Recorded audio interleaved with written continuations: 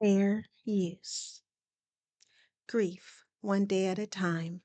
365 Meditations to Help You Heal After Loss by Alan D. Wolfett, PhD. September 23rd. Keep on going. And the chances are that you will stumble on something, perhaps when you are least expecting it. I never heard of anyone ever stumbling on something sitting down. A quote from Charles F. Kettering. Grief is passive and internal. Mourning is active and external. We grieve first, then we put our grief into action through mourning. It's when we're actively mourning that we stumble onto things. We stumble onto compassion when someone sees we're mourning and reaches out to help us. We stumble onto gratitude when we encounter small, unexpected blessings. We stumble onto hope when we are exposed to new opportunities. Sometimes we do need to sit down with our grief, silent and alone.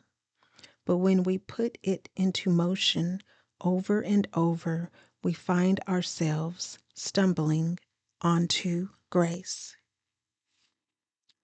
The meditation reads, "Come on, grief. It's time to get moving." September 24th. Never be afraid to fall apart because it is an opportunity to rebuild yourself the way you wish you had been all along. A quote from Ray Smith. Our grief has shattered us into a million pieces. We've fallen apart, all right. One thing's for sure, we can't put the pieces back together just as they were. We're different now. We've changed. Maybe we can start from our shatteredness and build something new from the shards. Maybe this is an opportunity to be who we might have been. Of course, we'd trade our new improving selves for having our special people back for 1 minute if we could, but we can't. I figure we owe it to our loved ones who died to rebuild ourselves the way we wish we had been all along. The meditation reads, "My grief has shattered me into a million pieces. Now I have the opportunity to rebuild myself the way I wish I had been all along." September 25th.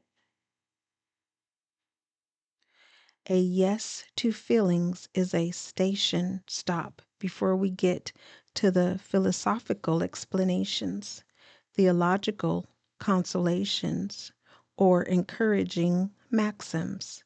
A quote from David Richo. It is tempting to push aside our painful feelings and grief. We yearn for something, anything that will ease our pain. A simple answer, that's what we're looking for. But philosophical explanations, theological consolations, and encouraging maxims aren't quick fixes. They are all things we will consider and maybe even find comfort in during our journey, but they are no substitute for feeling what we feel. Along the way, we must say yes to whatever we feel. If we're feeling angry, we must acknowledge, embrace, and express our anger. If we're feeling sad or afraid or guilty, ditto. For some of us, saying yes to our feelings takes practice, but it is an essential stop on the journey to healing. The meditation reads, "Today and every day I will say yes to my feelings." September 26. Our grief though naturally difficult, is a source of energy within us. When we outwardly mourn, we unleash this amazing healing force. A quote by Alan Wolfett. Our grief often drains us of energy and makes us feel lethargic and listless. So, how can our grief be a source of energy within us? We've been emphasizing that the outward expression of grief is called mourning. It is mourning that gives motion to our grief. We can think of our grief like gasoline stored up inside us. It is inert, but when we ignite it and run it through the engine of life, we are burning it, as author Kenji Mawazawa famously said, as fuel for our journey. Activated grief is an amazing healing force.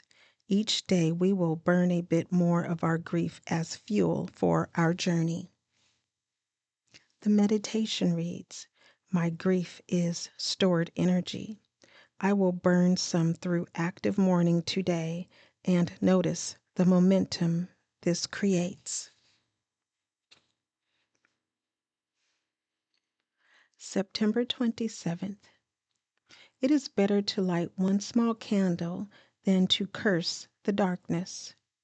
A quote from Confucius. Because we were raised in a time and culture that eschews grief and darkness, we often curse them. We hate death. We hate loss. We hate grief. Yet darkness is as central to the human experience as is light. Why curse something that is essential and unavoidable?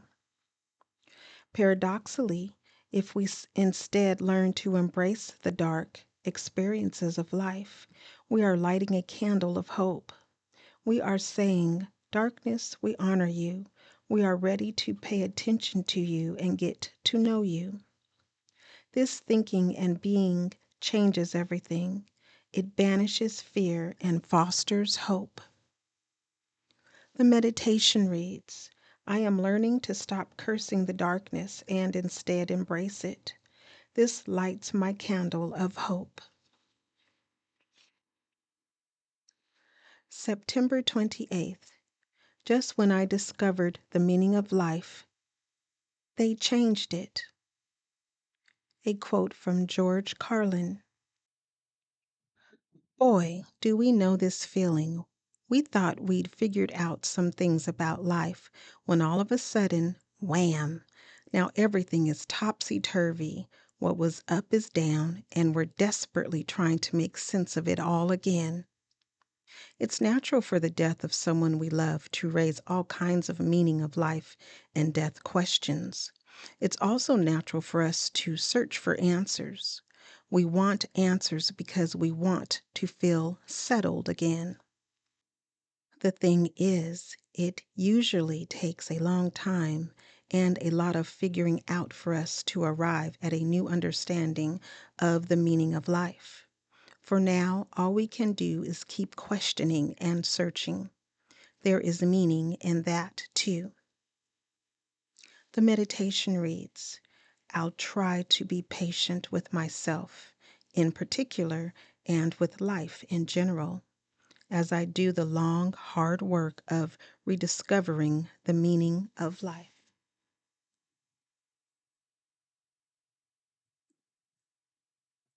September 29th. I think prime numbers are like life. They are very logical, but you could never work out the rules even if you spend all your time thinking about them. A quote from Mark Haddon. So 29 is a prime number, which means a number evenly divisible only by itself and 1. I am not really a math guy, but I do understand that much. Mathematicians are always trying to figure out problems and equations with irreducible logic.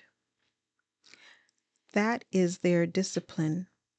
But Prime numbers pose mathematical riddles that the world's brightest math geniuses have still not been able to solve. I have learned that grief is similarly immune to logic.